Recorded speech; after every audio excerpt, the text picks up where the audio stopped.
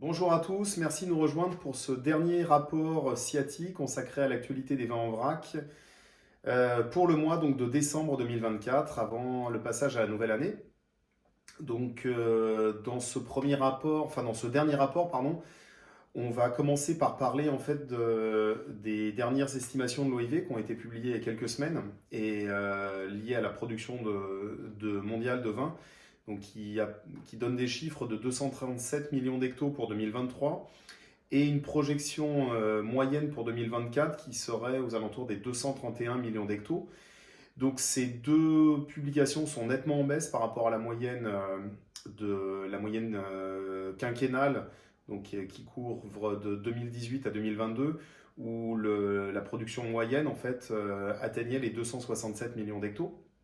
Donc cela représenterait la production la plus faible depuis les années 60. Je vous invite à parcourir le rapport qui est très bien fait, très imagé et qui montre vraiment l'histoire du vin en fait et l'histoire de production et transaction. Donc par conséquent, on s'attend déjà donc finalement à quelques problématiques sur l'approvisionnement à la suite de cette confirmation chiffrée. Ça se traduit principalement donc sur les cépages blancs, que ce soit d'ailleurs en cépage ou même en générique, où on voit qu'il y a il y a une forte tension en fait au niveau mondial sur cette couleur. Les volumes de vente au détail dans les principaux marchés comme les USA, le Royaume-Uni et la France ont continué de diminuer en 2024. Et tant que la consommation ne se stabilisera pas, la demande de vin en vrac restera très poussive ou très progressive. Encore une fois, on invite les acheteurs nécessitant un échantillonnage ou des embouteillages ou des chargements rapides à contacter nos équipes et tout le réseau d'ailleurs SIATI à travers le monde qui a dû finalement revoir son organisation pour vraiment travailler sur ce mode de just-in-time sur les derniers mois. D'ailleurs, toute l'équipe vous souhaite un joyeux Noël et une bonne année pour ces quelques semaines qui nous séparent du passage 2025. Donc, attaquons la présentation marché par marché avec, comme d'habitude, l'hémisphère sud et le premier pays, l'Argentine, où on note des conditions normales en termes de vignes, avec finalement une confiance assez prudente pour une récolte 2025 de bonne taille. Côté vente, côté marché, le marché est plutôt lent. On a quelques demandes européennes pour des mous concentrés et éventuellement du Malbec. Les prix stables, mais toujours susceptibles de baisser au premier trimestre si la récolte s'annonce bonne et si la dévaluation du peso venait à intervenir. On prévoit environ une récolte de 300 millions de litres de surplus. Enfin, pardon, pas une récolte, un stock de 300 millions de litres au moment du changement de millésime qui aura lieu au mois de mai 2025. Au Chili, les conditions sont normales. Le potentiel de récolte 2025 devrait être réduit en raison des arrachages de vignes sur les 18 derniers mois. Donc c'est encore un phénomène qui ne s'est pas accentué mais qui est toujours présent. L'offre est limitée en vin blanc de cépage 2024. Pour ce qui est des génériques, elle n'existe plus. On note déjà de nombreux contrats pré-vendange pour les raisins blancs, et notamment cépage sur le millésime 2025. À savoir que les prix des raisins 2025 sont plus élevés par rapport à ceux de 2024. Les vins rouges 2024 restent quant à eux disponibles et offrant également en fait, de bonnes opportunités sur des qualités-prix, de très belles qualités-prix, notamment sur des vins haut de gamme qui ont difficulté à trouver preneur, de par principalement en fait, la fermeture ou la réduction du marché chinois pour ces exportateurs. En Afrique du Sud, là aussi, c'est des conditions normales qui sont observées à la production. Le potentiel de récolte de 2025 pourrait être réduit en raison également d'arrachage de vignes sur les dernières années. L'offre est extrêmement limitée pour les cépages blancs et pour les vins génériques du millésime 2024. On commence d'ailleurs tout doucement à parler de premiers prix et de contrats pré-vendange pour les 2025. L'intérêt domestique reste continu pour l'importation de vins rouges et blancs génériques afin d'alimenter principalement des gros programmes de bag-in-box pour la consommation nationale. En Australie, donc, on a connu de fortes pluies dans les régions de Riverland et de Sunraysia qui ont entraîné des pressions liées aux maladies. Les gelées de septembre en Australie méridionale et en Nouvelle-Galles du Sud ont fait grimper le prix des raisins chardonnay de 2025 de quasiment plus de 10% en fait sur ce cépage. La demande pour les vins blancs, principalement chardonnay, et les vins blancs génériques reste quant à elle assez élevée. L'augmentation attendue de la demande chinoise avant le nouvel an chinois, donc qui aura lieu cette année le 29 janvier, n'a finalement et malheureusement pas eu lieu. Donc les ventes sont restées plutôt flat. En Nouvelle-Zélande, les prix du Sauvignon Blanc 2023 Marlborough continuent de baisser. Ils sont désormais très compétitifs et au même niveau finalement que des Sauvignons Blancs Nouvelle-Zélande sans appellation Marlborough. Donc ça se situe entre 2 et 2,50 $, 2 dollars néo-zélandais 50, alors qu'on était entre 2,20 et 2,70 au mois de novembre. Pour ce qui est du millésime 2024, également aussi à la baisse sur le Sauvignon Marlborough, entre 3,30 et 3,80 le litre, contre 3,50 et 4 qu'on pouvait reporter au mois de novembre.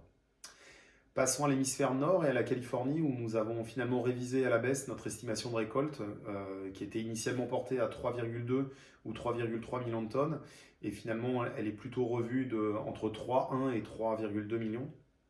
Donc bien en deçà de la moyenne quinquennale qui elle est plutôt aux alentours des 3,5.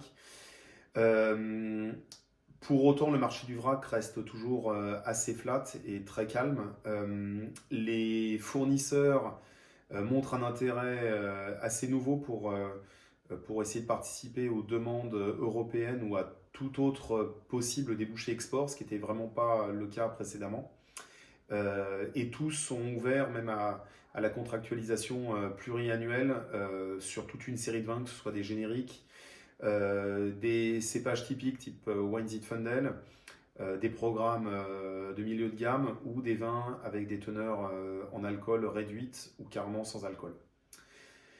En France, le marché reste assez progressif dans le sud de la France. Les dernières statistiques publiées par Interroc montrent que le rosé mène un peu la demande globale. Pour ce qui est des blancs, c'est le chardonnay qui s'échange en volume le plus important. La nouveauté, c'est le pinot noir qui a enregistré en fait une demande très très forte avec des chiffres très peu connus jusqu'à présent, ça reste à date le cépage le plus contractualisé, loin devant finalement les merlots qui sont normalement le leader. Alors on sait qu'on explique ça par le fait que les vins soient généralement les premiers, le pinot noir est le premier qui est prêt à déguster, mais cette année on a aussi la sensation que de nombreux acheteurs ont souhaité en fait se couvrir sur ce cépage assez tôt, ce qui nous fait presque dire déjà que dans certains cas en fait on est presque en rupture sur le pinot, comme on peut l'être d'ailleurs sur le viognier. En ce qui concerne les prix de 2024, ils sont finalement alignés avec ceux de l'année dernière, voire en légère baisse. C'est clairement en fait un bon moment pour des nouveaux acheteurs qui souhaiteraient considérer en fait une origine française pour sécuriser encore de très jolis, des vins avec des volumes et des qualités qui sont intéressantes. Et à noter qu'effectivement les acheteurs traditionnels sont restés encore plutôt calmes et n'ont pas encore couvert leurs achats, ce qui laisse encore une fois la capacité de pouvoir choisir des qualités qui généralement leur étaient réservées. À noter qu'il reste encore des vins rouges du millésime 2023 sur des profils plutôt qualitatifs et avec un écart de prix de l'ordre de 10 € de l'hecto par rapport à ceux de 2024. On note aussi à l'annonce de l'élection de Trump la volonté de certains embouteilleurs présents sur le marché américain d'anticiper les embouteillages ou d'accélérer leurs expéditions sur ce marché, peut-être par peur de futurs tarifs. En Italie, beaucoup de vins sont en faible approvisionnement après les très faibles récoltes de 2023 et de 2024. Alors c'était plus su et anticipé sur 23, ça avait l'air d'être moins le cas sur 2024. On a beaucoup d'acheteurs qui se sont fait piéger. Donc l'offre en générique est déjà presque, pas quasiment inexistante, mais très très tendue. Les prix ont augmenté jusqu'à 20% ces derniers mois. Pour ce qui concerne les deux qualités stars italiennes, que ce soit le Prosecco ou le Pinot Grigio, sur la période de janvier à novembre 2024, leurs embouteillages ont augmenté respectivement de plus 7 et plus 3%, donc leur croissance ne se dément pas. Là aussi, les expéditions vers les US se sont accélérées et devraient continuer de se faire sur janvier, toujours par anticipation de possibles tarifs douaniers. On rappelle que l'investiture en fait, de l'administration Trump se fera au 20 janvier. En Espagne, le marché pour le moment est en pause sur les vins et sur les mous mutés, en raison de prix très élevés. Les acheteurs se couvrent peu ou ne couvrent vraiment que leurs besoins immédiats. Les exportations de vrac en septembre ont chuté de 30% par rapport à septembre 2023. On rappelle qu'à l'époque, effectivement, ça avait été principalement lié en fait à de très grosses vagues d'achats, notamment d'Italie. Les chargements de vins sous contrat progressent lentement, confirmant également un signe d'une faible demande finalement des embouteilleurs ou d'un manque de visibilité en tout cas de ces opérateurs-là. On rappelle aussi que tous les degrés ne sont pas disponibles sur l'Espagne, avec des degrés qui stagnent finalement aux alentours des 10 degrés. Certains fournisseurs néanmoins sont ouverts à la négociation de prix selon les volumes et les conditions de chargement.